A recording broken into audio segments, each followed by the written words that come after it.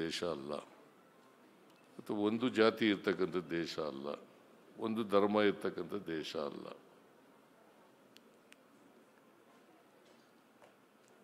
ಜಾತಿ ವ್ಯವಸ್ಥೆಯ ಕಾರಣಕ್ಕೋಸ್ಕರ ಸಮಾಜದಲ್ಲಿ ಅಸಮಾನತೆ ನಿರ್ಮಾಣ ಆಗಿದೆ.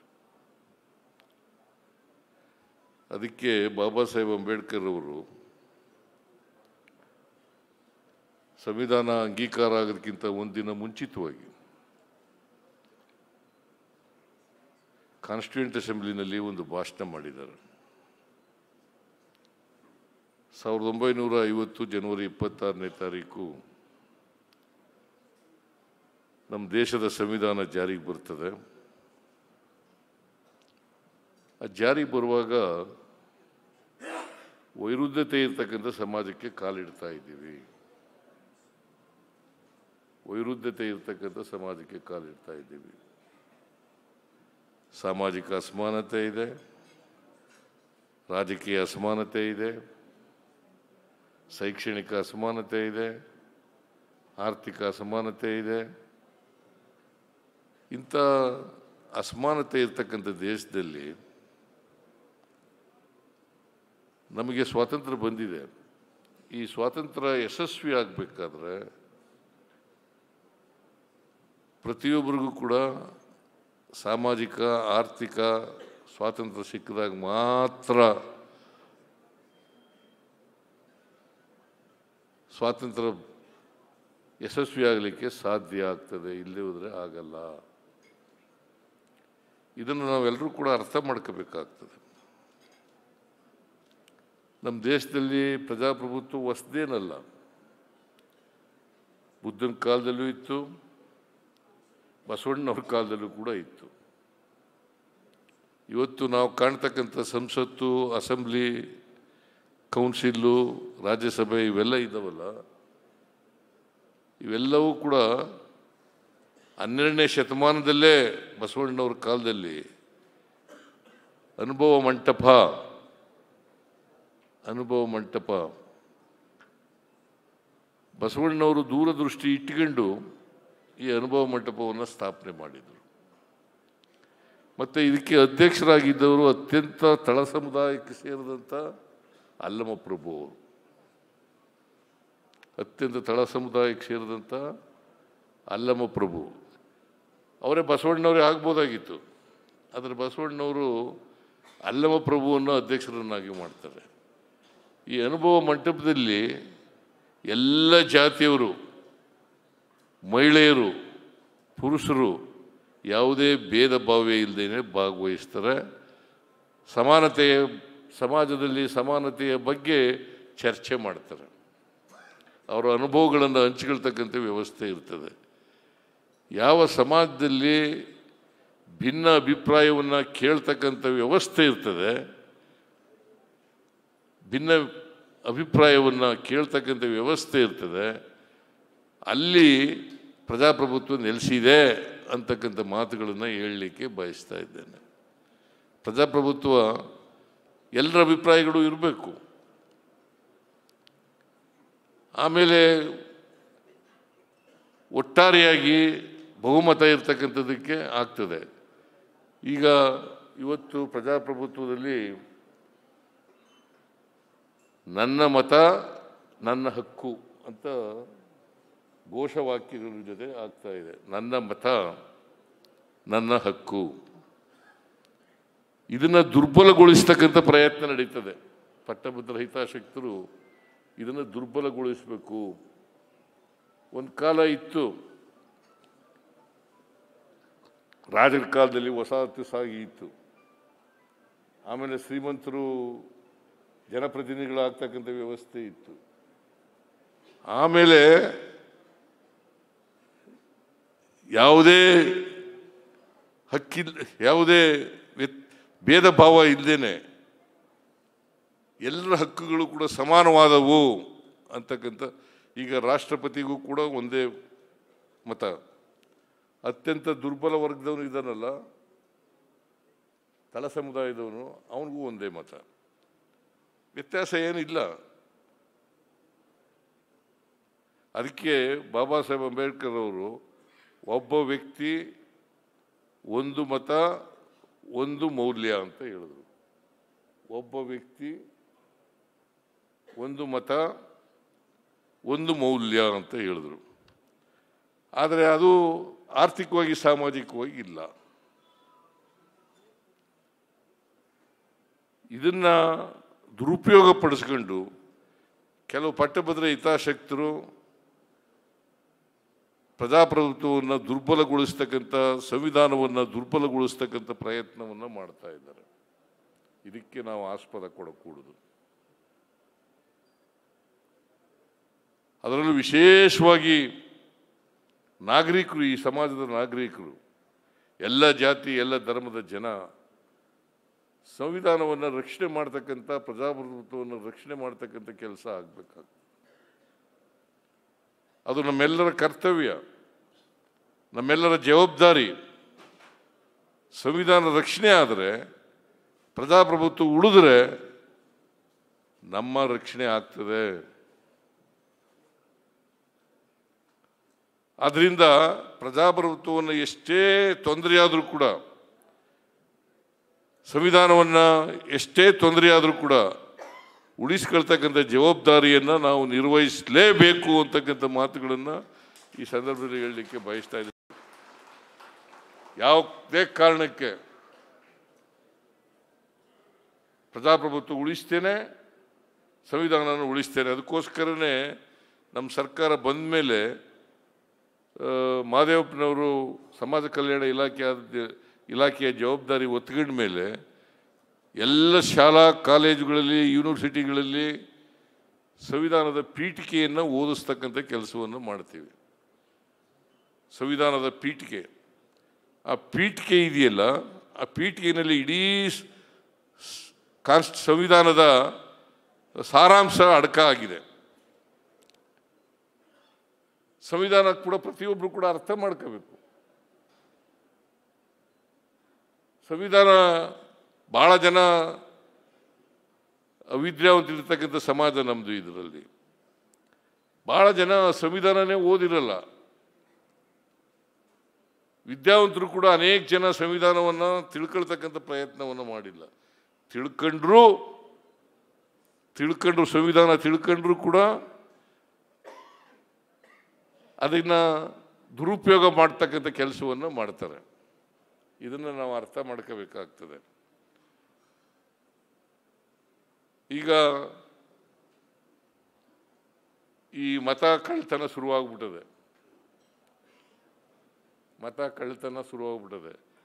ಅವಕಾಶ ಕೊಡ್ಕೂಡುದು. ನೀವು ನಿಮ್ಮ ಹಕ್ಕಿದೆಯಲ್ಲ, ಅದಕ್ಕೋಸ್ಕರನೇ ಈ ಘೋಷವಾಕ್ಯ ಇರ್ತಕ್ಕಂಥದ್ದು, ನನ್ನ ಮತ ನನ್ನ ಹಕ್ಕು, ನನ್ನ ಮತ ನನ್ನ ಹಕ್ಕು. ಜೊತೆಲಿ ಜವಾಬ್ದಾರಿನೂ ಇದ್ದೇ ಇರ್ತದೆ. ಸಂವಿಧಾನದಲ್ಲಿ ಭಾಳ ಸ್ಪಷ್ಟವಾಗಿ ಹೇಳಿದ್ದಾರೆ, ಹಕ್ಕುಗಳು ಹೇಗೆ ರಕ್ಷಣೆ ಆಗಬೇಕು, ಚಲಾವಣೆ ಆಗಬೇಕು ಅಂತ ಬಯಸ್ತಿರೋ ಹಾಗೆಯೇ ಪ್ರತಿಯೊಬ್ಬರ ಜವಾಬ್ದಾರಿನೂ ಕೂಡ ಇರ್ತದೆ ಅಂತಕ್ಕಂಥ ಮಾತುಗಳನ್ನು ಬಾಬಾ ಸಾಹೇಬ್ ಅಂಬೇಡ್ಕರ್ ಅವರು ಭಾಳ ಸ್ಪಷ್ಟವಾಗಿ ಸಂವಿಧಾನದಲ್ಲಿ ಹೇಳಿದ್ದಾರೆ. ಅದರಿಂದ ಈ ಸಂವಿಧಾನ ಉಳಿಸ್ತಕ್ಕಂಥದ್ದು, ಪ್ರಜಾಪ್ರಭುತ್ವ ಉಳಿಸ್ತಕ್ಕಂಥದ್ದು ಅತ್ಯಂತ ಅವಶ್ಯ ಅಂತಕ್ಕಂಥ ಮಾತುಗಳನ್ನು ಹೇಳಲಿಕ್ಕೆ ಬಯಸ್ತೇನೆ. ಪ್ರಜಾಪ್ರಭುತ್ವ ಇದೆಯಲ್ಲ, ಇದು ಯಾವುದೇ ಧರ್ಮ, ಜಾತಿ ಅಥವಾ ಒಂದು ಧರ್ಮ ಒಂದು ಜಾತಿ ಮೇಲ್ಗಡೆ ಆಗಲಿಕ್ಕೆ ಸಾಧ್ಯ ಇಲ್ಲ. ಎಲ್ಲ ಧರ್ಮಗಳು ಕೂಡ ಸಮಾನವಾಗಿ ಗೌರವದಿಂದ ಕಾಣ್ತಕ್ಕಂಥ ವ್ಯವಸ್ಥೆ ಇರೋದೇ ಪ್ರಜಾಪ್ರಭುತ್ವ. ಎಲ್ಲ ಧರ್ಮಗಳು, ಎಲ್ಲ ಜಾತಿಗಳು, ಎಲ್ಲ ಜನರು, ಮಹಿಳೆಯರು, ಪುರುಷರು ಎಲ್ಲರೂ ಕೂಡ ಸಮಾನವಾಗಿ ಕಾಣ್ತಕ್ಕಂಥ ವ್ಯವಸ್ಥೆಯೇ ಪ್ರಜಾಪ್ರಭುತ್ವ. ಇದನ್ನು ನಾವು ಅರ್ಥ ಮಾಡ್ಕೋಬೇಕಾಗ್ತದೆ. ಇಂಥ ಸಂವಿಧಾನ ಇರಬಾರ್ದು ಅಂತಲೇ ಮನುವಾದಿಗಳು ಪ್ರಯತ್ನವನ್ನು ಮಾಡ್ತಾ ಇದ್ದಾರೆ. ಇಂಥ ಸಂವಿಧಾನ ಯಾಕಂತಂದರೆ ಈ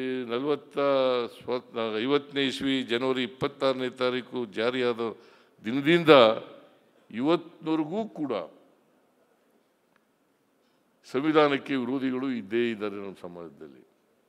ಯಾಕಂತಂದರೆ ಈ ಅಸಮಾನತೆ ಎಷ್ಟು ಬಲಯುತವಾಗಿರ್ತದೆ ಅಷ್ಟು ಶೋಷಣೆ ಮಾಡಲಿಕ್ಕೆ ಅವಕಾಶ ಇರ್ತದೆ. ಅಸಮಾನತೆ ನಿವಾರಣೆ ಆಗಿಬಿಟ್ರೆ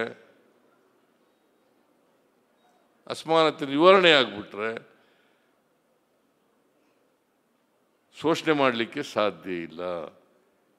ಈಗ ಬುದ್ಧ ಹೇಳಿದ್ರು, ಬಸವಣ್ಣ ಹೇಳಿದ್ರು, ಅಂಬೇಡ್ಕರ್ ಹೇಳಿದ್ರು, ಗಾಂಧಿ ಹೇಳಿದ್ರು,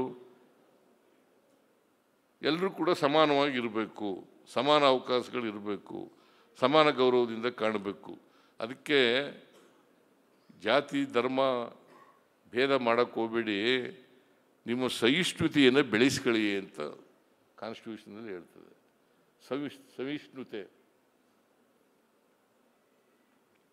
ಸಹಿಷ್ಣುತೆ ಬೆಳೆಸದೆ ಹೋದರೆ, ಈಗ ಬೇರೆ ಧರ್ಮದ ನೋಡಿ,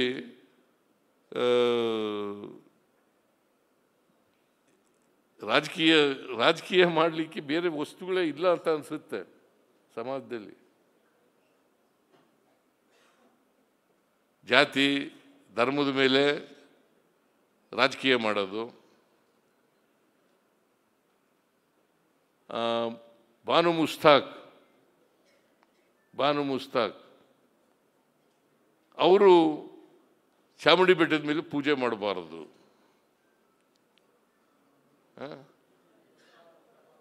ಅವರು ಬೇರೆ ಧರ್ಮದವರು ಉದ್ಘಾಟನೆ ಮಾಡಬಾರದು, ಪೂಜೆ ಮಾಡಬಾರದು. ನನಗೆ ಅರ್ಥನೇ ಆಗೋದಿಲ್ಲ. ನಾವು ಸೆಕ್ಯುಲರಿಸಮ್ ವ್ಯವಸ್ಥೆಯಲ್ಲಿ ವಾಸ ಮಾಡ್ತಕ್ಕಂಥ ಜನ. ಸಂವಿಧಾನ ಭಾಳ ಸ್ಪಷ್ಟವಾಗಿ ಹೇಳ್ತದೆ, ಜಾತಿ ಧರ್ಮ ಇವೆಲ್ಲ ಬಿಟ್ಟಾಕ್ರಿ, ವರ್ಗ ವ್ಯವಸ್ಥೆಯನ್ನು ಬಿಟ್ಟಾಕ್ರಿ, ಸಮಾನತೆ ಇರಬೇಕು. ಬಾಬಾ ಸಾಹೇಬ್ ಅಂಬೇಡ್ಕರ್ ಅವರು ಸಮಾನತೆ, ಸ್ವಾತಂತ್ರ್ಯ, ಭ್ರಾತೃತ್ವ ಇವು ಕಲ್ತ್ಕೊಳ್ಳಿ ಅಂತ ಹೇಳ್ತಾರೆ. ಇಂಥ ಸ್ವಾತಂತ್ರ್ಯ ಬಂದು ಇಷ್ಟು ವರ್ಷಗಳಾದರೂ ಕೂಡ ಇನ್ನೂ ಕೂಡ ಪಟ್ಟಭದ್ರ ಶಿಕ್ಷಕರು ಮತಾಂಧರ ರೀತಿ ವರ್ತಿಸ್ತಾ ಇದ್ದಾರಲ್ಲ, ಇದನ್ನು ಇಡೀ ಸಮಾಜ ಖಂಡಿಸಬೇಕು ಅಂತಕ್ಕಂಥ ಮಾತುಗಳನ್ನು ಹೇಳಲಿಕ್ಕೆ ಬಯಸ್ತಾ ಇದ್ದೇನೆ. ಇಡೀ ಸಮಾಜ ಖಂಡಿಸಬೇಕು. ಒಬ್ಬ ಲೋಕಸಭಾ ಸದಸ್ಯ, ಮಾಜಿ ಲೋಕಸಭಾ ಸದಸ್ಯ ಸಂವಿಧಾನ ಗೊತ್ತಿಲ್ಲ ಅಂತಂದರೆ ಏನಂತ ಹೇಳಬೇಕು ಅವ್ರಿಗೆ?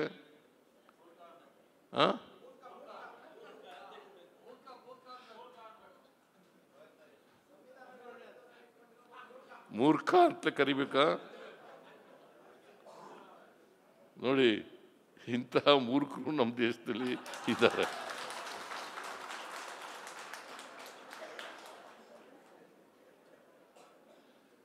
ಇಂಥ ಮೂರ್ಖರ ಬಗ್ಗೆ ಎಚ್ಚರವಾಗಿರ್ಬೇಕು ಅಷ್ಟೇ ಅಲ್ವಾ? ರಾಜಕೀಯ ಮಾಡೋಕ್ಕೆ ಬೇರೆ ವಿಚಾರಗಳಿದ್ದಾವೆ, ಮಾಡಲಿ, ಬೇಡ ಅಂತ ಹೇಳಲ್ಲ ನಾನು. ಯಾಕಂತಂದರೆ ವಿರೋಧ ಪಕ್ಷಕ್ಕೂ ಕೂಡ ಮನ್ನಣೆ ಕೊಡಬೇಕಾಗ್ತದೆ, ಭಿನ್ನ ಅಭಿಪ್ರಾಯಗಳಿಗೂ ಮನ್ನಣೆ ಕೊಡಬೇಕಾಗ್ತದೆ. ಪ್ರಜಾಪ್ರಭುತ್ವ ಅಂದರೆ ಅದೇ ಜೀವಾಳ.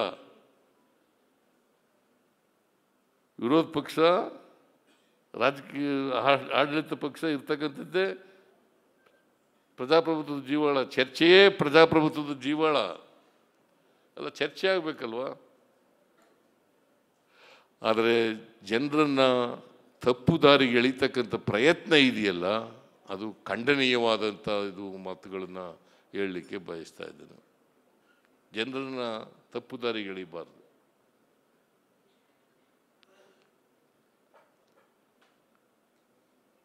ಇದನ್ನು ಇತ್ತೀಚಿನ ದಿನಗಳಲ್ಲಿ ಹೆಚ್ಚಾಗ್ತಾ ಇರ್ತಕ್ಕಂಥದ್ದು ಭಾಳ ನೋವಿನ ಸಂಗತಿ.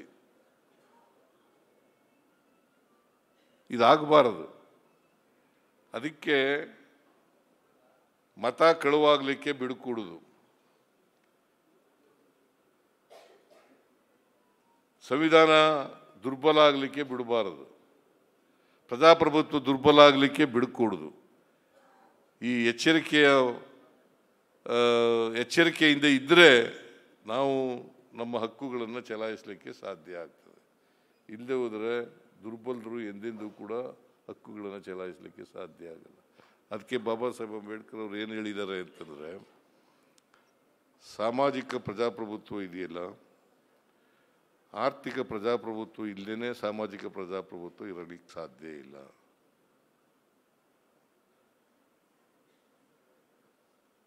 ಈ ರಾಜಕೀಯ ಪ್ರಜಾಪ್ರಭುತ್ವ ಇರಲಿಕ್ಕೆ ಸಾಧ್ಯ ಇಲ್ಲ. ಅದರಿಂದ ಸಾಮಾಜಿಕ ಆರ್ಥಿಕ ಪ್ರಜಾಪ್ರಭುತ್ವ ಸಿಕ್ಕಿದಾಗಲೇ ನಾವು ಸಾಮಾಜಿಕ ಎಂಥದ್ದು ರಾಜಕೀಯ ಪ್ರಜಾಪ್ರಭುತ್ವಕ್ಕೆ ಅರ್ಥ ಬರ್ತದೆ ಅಂತಕ್ಕಂಥ ಮಾತುಗಳನ್ನು ಹೇಳಿದ್ದಾರೆ. ಅವರು ಒಂದು ಮಾತು ಹೇಳಿದ್ದಾರೆ, ಈ ಪ್ರಜಾಪ್ರಭುತ್ವ ಉಳಿಬೇಕಾದ್ರೆ ಪ್ರತಿಯೊಬ್ಬರಿಗೂ ಕೂಡ ಆರ್ಥಿಕ ಸಾಮಾಜಿಕ ಪ್ರಜಾಪ್ರಭುತ್ವ ಸಿಕ್ಕಿದಾಗ ಮಾತ್ರ ಪ್ರಜಾಪ್ರಭುತ್ವ ಉಳ್ಕೊಳ್ಳಿಕ್ಕೆ, ಇಲ್ಲದೆ ಹೋದರೆ ಈ ಪ್ರಜಾಪ್ರಭುತ್ವ ಸೌಧನೇ ಧ್ವಂಸ ಮಾಡ್ತಾರೆ ಅಂತಕ್ಕಂಥ ಎಚ್ಚರಿಕೆಯ ಮಾತುಗಳನ್ನು.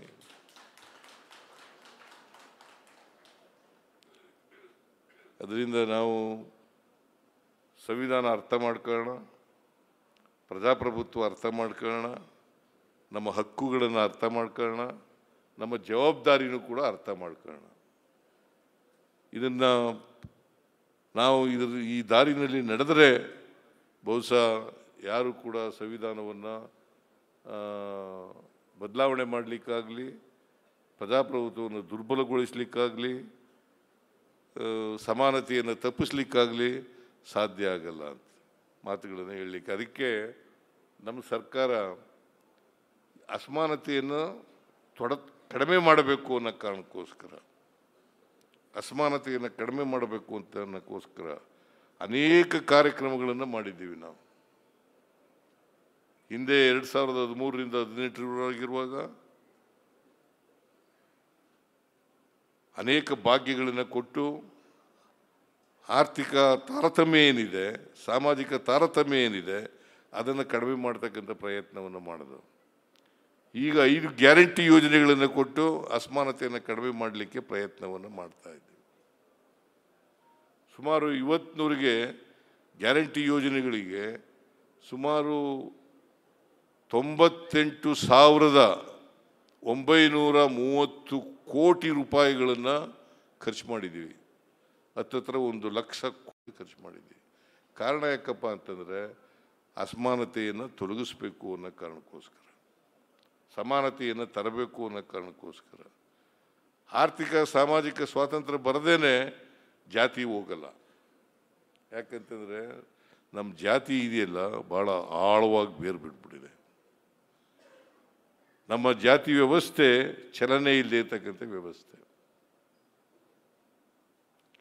ಚಲನೆ ಸಿಕ್ಕಬೇಕಾದ್ರೆ ಸಾಮಾಜಿಕ ಆರ್ಥಿಕ ಶಕ್ತಿ ಬಂದಾಗ ಮಾತ್ರ ಚಲನೆ ಸಿಕ್ಕಲಿಕ್ಕೆ ಸಾಧ್ಯ ಆಗ್ತದೆ. ಇಲ್ಲದೇ ಚಲನರಹಿತವಾಗಿರ್ತಕ್ಕಂಥ ಜಾತಿ ವ್ಯವಸ್ಥೆಯಿಂದ ಬದಲಾವಣೆ ಆಗಲಿಕ್ಕೆ ಸಾಧ್ಯ ಆಗಲ್ಲ, ಸಮಾನತೆ ಬರಲಿಕ್ಕೆ ಸಾಧ್ಯ ಆಗಲ್ಲ, ಸಾಮಾಜಿಕ ನ್ಯಾಯ ಬರಲಿಕ್ಕೆ ಸಾಧ್ಯ ಆಗಲ್ಲ. ಎಲ್ರಿಗೂ ಸಮಾನವಾದಂಥ ಅವಕಾಶಗಳು ಸಿಕ್ಕಬೇಕು. ಆರ್ಥಿಕವಾಗಿ ಸಾಮಾಜಿಕವಾಗಿ ಸಮಾನವಾದಂಥ ಅವಕಾಶಗಳು ಸಿಕ್ಕಿದಾಗ ಮಾತ್ರ ಬದಲಾವಣೆ ಆಗುತ್ತೆ. ಇದು ಕಾರಣ ಯಾಕೆ, ಈ ಅಸಮಾನತೆ ಯಾಕೆ ಕಾರಣ ಆಗಿದೆ ಅಂತಂದರೆ, ಸಾವಿರಾರು ವರ್ಷಗಳ ಕಾಲ ಶೂದ್ರ ವರ್ಗ ಮತ್ತು ಮಹಿಳೆಯರು ಅಕ್ಷರ ಸಂಸ್ಕೃತಿಯಿಂದ ವಂಚಿತರಾಗಿದ್ದರು. ನೂರಾರು ವರ್ಷಗಳ ಕಾಲ ಅಕ್ಷರ ಸಂಸ್ಕೃತಿಯಿಂದ ವಂಚಿತರಾಗಿದ್ದರು, ಅವಕಾಶಗಳಿಂದ ವಂಚಿತರಾಗಿದ್ದರು. ಈ ಕಾರಣದಿಂದ ಅಸಮಾನತೆ ನಿರ್ಮಾಣ ಆಗಿದೆ ನಮ್ಮ ಸಮಾಜದಲ್ಲಿ. ಈ ಅಸಮಾನತೆಯನ್ನು ಹೋಗಲಾಡಿಸದೆ ಹೋದರೆ ಪ್ರಜಾಪ್ರಭುತ್ವ ಯಶಸ್ವಿ ಆಗಲ್ಲ, ಸಂವಿಧಾನ ಯಶಸ್ವಿ ಆಗಲ್ಲ, ಸಾಮಾಜಿಕ ನ್ಯಾಯ ಎಲ್ರಿಗೂ ಸಿಕ್ಕಲ್ಲ, ಸಮಾನತೆ ಬರಲ್ಲ. ಅದಕ್ಕೆ ಬಾಬಾ ಸಾಹೇಬ್ ಅಂಬೇಡ್ಕರ್ ಅವರು ಹೇಳಿರ್ತಕ್ಕಂಥ ಭಾಳ ಮುಖ್ಯವಾದಂಥ ವಿಚಾರ ನಾವೆಲ್ಲರೂ ಕೂಡ ಅರ್ಥ ಮಾಡ್ಕೋಬೇಕು. ಸಹಿಷ್ಣುತೆ ಸಹಬಾಳ್ವೆ, ಸಹಿಷ್ಣುತೆ ಸಹಬಾಳ್ವೆ. ಇದು ಗೊತ್ತಿದ್ದು ಕೆಲವರು ದಾರಿ ತಪ್ಪಿಸ್ತಕ್ಕಂಥ ಕೆಲಸ ಮಾಡ್ತಾರೆ. ಇವ್ರ ಬಗ್ಗೆ ಎಚ್ಚರಿಕೆಯಿಂದ ಇರೋಣ. ಬಹುಶಃ ಮಹದೇವಪ್ಪನವರು, ಡಿ ಕೆ ಶಿವಕುಮಾರ್ ಅವರು, ಮುನಿಯಪ್ಪನವರು ಎಲ್ಲರೂ ಕೂಡ ಮಾತನಾಡಿದ್ದಾರೆ. ನಾನು ಹೆಚ್ಚು ಮಾತಾಡೋಕ್ಕೆ ಹೋಗಲ್ಲ. ಇಷ್ಟು ಹೇಳ್ತೀನಿ, ಕೊನೆಯಲ್ಲಿ ನಮ್ಮ ಸಂವಿಧಾನವನ್ನು ಉಳಿಸ್ತಕ್ಕಂಥ ಕೆಲಸ ನಾವೆಲ್ಲರೂ ಕೂಡ ಮಾಡಬೇಕು. ಬಾಬಾ ಸಾಹೇಬ್ ಅಂಬೇಡ್ಕರ್ ಪ್ರಜಾಪ್ರಭುತ್ವ ವ್ಯವಸ್ಥೆಯನ್ನು, ರಾಜಕೀಯ ವ್ಯವಸ್ಥೆಯನ್ನು ಉಳಿಸ್ಕೊಳ್ತಕ್ಕಂಥ ಕೆಲಸವನ್ನು ಮಾಡಬೇಕು.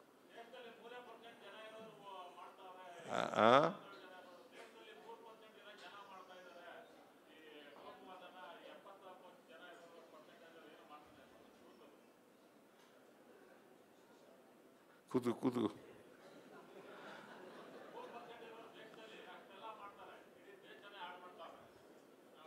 ಅದಕ್ಕೆ ನೀವು ಎಚ್ಚರಿಕೆ ಇರಬೇಕಪ್ಪ. ಬಹುಸಂಖ್ಯಾತ ಜನ ಇದ್ದಾರಲ್ಲ, ಅವರು ಎಚ್ಚರಿಕೆಯಿಂದ ಇರಬೇಕು. ಅಲ್ಪಸಂಖ್ಯಾತರು ಮಾಡ್ತಕ್ಕಂಥ ಕಿತಾಪತಿಗಳನ್ನು ಬಹುಸಂಖ್ಯಾತ ಜನ ತಡೆಗಟ್ಟತಕ್ಕಂಥ ಕೆಲಸವನ್ನು ಮಾಡಬೇಕು ಅಲ್ವಾ? ಅದು ಮಾಡೋಕ್ಕೆ ಏನು ಕಷ್ಟನಾ? ಅದಕ್ಕೆ ಈಗ ಈ ದಾರಿ ಹಿಡಿದು ಬಿಟ್ಟಿದ್ದಾರೆ, ಮತಗಳ್ಳತನ ದಾರಿ ಹಿಡಿದು ಬಿಟ್ಟಿದ್ದಾರೆ. ಅಧಿಕಾರದಲ್ಲಿ ಉಳ್ಕೋಬೇಕಲ್ಲ. ಅದಕ್ಕೆ ಈ ಇದೆಯಲ್ಲ, ನನ್ನ ಮತ ನನ್ನ ಹಕ್ಕು, ನನ್ನ ಮತ ನನ್ನ ಹಕ್ಕು. ದಯವಿಟ್ಟು ಅದು ದುರುಪಯೋಗ ಆಗಬಾರ್ದು, ದುರುಪಯೋಗ ಆಗಬಾರ್ದು. ಆ ಕೆಲಸ ನಾವು ನೀವೆಲ್ಲ ಮಾಡಿದ್ರೆ ಪ್ರಜಾಪ್ರಭುತ್ವ ಉಳಿಲಿಕ್ಕೆ, ಇನ್ನೂ ಗಟ್ಟಿಯಾಗಲಿಕ್ಕೆ ಸಾಧ್ಯ ಆಗ್ತದೆ. ಆ ಕೆಲಸ ನಾವು ಮಾಡೋಣ ಅಂತ ಹೇಳ್ತಕ್ಕಂಥ ಮಾತುಗಳನ್ನು ಹೇಳಿ ಇವತ್ತು ಅಂತಾರಾಷ್ಟ್ರೀಯ ಪ್ರಜಾಪ್ರಭುತ್ವ ದಿನ ಆಚರಣೆ ಮಾಡ್ತಾ ಇದ್ದೀವಿ. ಇವತ್ತು ನಾವೆಲ್ಲರೂ ಕೂಡ ಪ್ರಮಾಣ ಮಾಡಿ ಪ್ರಜಾಪ್ರಭುತ್ವ ಉಳಿಸ್ತೀವಿ, ಸಂವಿಧಾನ ಉಳಿಸ್ತೀವಿ, ನಮ್ಮ ಹಕ್ಕುಗಳನ್ನು ರಕ್ಷಣೆ ಮಾಡ್ತೀವಿ. ನಾವು ಯಾವ ಕಾರಣಕ್ಕೂ ಕೂಡ ದಾರಿ ತಪ್ಪಲ್ಲ ಅಂತಕ್ಕಂಥ ಖರ್ಚು ಮಾಡಿದ್ದೀವಿ. ಕಾರಣ ಯಾಕಪ್ಪ ಅಂತಂದರೆ ಅಸಮಾನತೆಯನ್ನು ತೊಲಗಿಸ್ಬೇಕು ಅನ್ನೋ ಕಾರಣಕ್ಕೋಸ್ಕರ, ಸಮಾನತೆಯನ್ನು ತರಬೇಕು ಅನ್ನೋ ಕಾರಣಕ್ಕೋಸ್ಕರ. ಆರ್ಥಿಕ ಸಾಮಾಜಿಕ ಸ್ವಾತಂತ್ರ್ಯ ಬರದೇನೆ ಜಾತಿ ಹೋಗಲ್ಲ. ಯಾಕಂತಂದರೆ ನಮ್ಮ ಜಾತಿ ಇದೆಯಲ್ಲ, ಭಾಳ ಆಳವಾಗಿ ಬೇರು ಬಿಟ್ಬಿಟ್ಟಿದೆ. ನಮ್ಮ ಜಾತಿ ವ್ಯವಸ್ಥೆ ಚಲನೆ ಇಲ್ಲದೆ ಇರ್ತಕ್ಕಂಥ ವ್ಯವಸ್ಥೆ. ಚಲನೆ ಸಿಕ್ಕಬೇಕಾದ್ರೆ ಸಾಮಾಜಿಕ ಆರ್ಥಿಕ ಶಕ್ತಿ ಬಂದಾಗ ಮಾತ್ರ ಚಲನೆ ಸಿಕ್ಕಲಿಕ್ಕೆ ಸಾಧ್ಯ ಆಗ್ತದೆ. ಇಲ್ಲದೇ ಚಲನರಹಿತವಾಗಿರ್ತಕ್ಕಂಥ ಜಾತಿ ವ್ಯವಸ್ಥೆಯಿಂದ ಬದಲಾವಣೆ ಆಗಲಿಕ್ಕೆ ಸಾಧ್ಯ ಆಗಲ್ಲ, ಸಮಾನತೆ ಬರಲಿಕ್ಕೆ ಸಾಧ್ಯ ಆಗಲ್ಲ, ಸಾಮಾಜಿಕ ನ್ಯಾಯ ಬರಲಿಕ್ಕೆ ಸಾಧ್ಯ ಆಗಲ್ಲ. ಎಲ್ರಿಗೂ ಸಮಾನವಾದಂಥ ಅವಕಾಶಗಳು ಸಿಕ್ಕಬೇಕು. ಆರ್ಥಿಕವಾಗಿ ಸಾಮಾಜಿಕವಾಗಿ